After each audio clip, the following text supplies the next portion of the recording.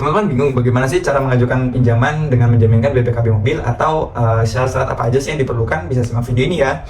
Video ini dipersembahkan oleh Radar Bank. Semua orang butuh uang.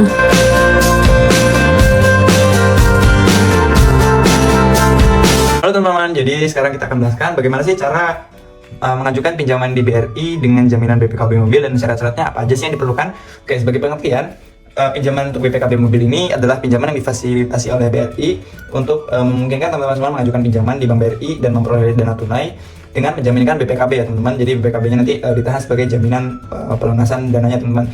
Oke, untuk syarat umum, teman-teman yang bisa mengajukan pinjaman ini adalah warga negara Indonesia dan berusia antara 21 sampai 65 tahun saat kredit lunas teman-teman. Jadi minimal itu pengajuan 21 tahun dan maksimal kredit pelunasan itu 65 tahun ya teman-teman. Kemudian memiliki pekerjaan tetap dan usaha yang berjalan atau minimal 1 tahun teman-teman.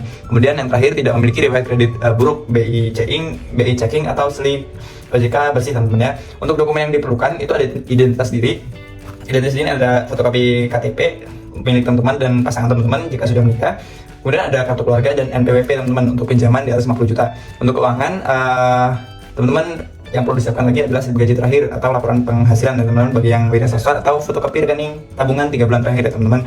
Untuk jaminan kendaraan itu BPKB asli dan fotokopi, kemudian ada STNK asli dan fotokopi dan faktur pembelian kendaraan jika ada teman-teman. Kemudian untuk dokumen pendukung tambahan bisa bukti tagihan listrik atau PBB sebagai alamat domisi teman-teman. Untuk langkah-langkah cara mengajukannya itu teman-teman untuk syarat-syarat langkah-langkah pengajuannya teman-teman bisa datang langsung ke kantor cabang BRI terdekat atau melalui BRI Finance ya teman-teman. Kemudian teman-teman tinggal konsultasikan dengan petugas mengenai pinjaman jaminan BPKB ini teman-teman. Kemudian nanti teman-teman serahkan dokumen persyaratan yang diminta yang sudah disebutkan tadi. Kemudian teman-teman tinggal isi formulir permohonan kredit teman-teman. Nanti pihak BRI akan melakukan verifikasi dan survei ke lokasi domisili atau ke kendaraannya teman-teman. Dan analisis kredit akan dilakukan teman-teman. Jika setujui, akad kredit dilakukan dengan dana dicairkan ke rekening teman-teman ya. Oke, untuk plafon pinjamannya itu mulai dari 510 sampai 500 juta tergantung dari nilai kendaraan teman-teman, nilai kendaraan yang teman-teman gadaikan ya teman-teman. Untuk tenor itu hingga 48 bulan atau 4 tahun ya teman-teman ya. Untuk suku bunga itu biasanya mulai dari 0,6% per bulan atau bisa berubah sesuai dengan kebutuhan BRI ya teman-teman.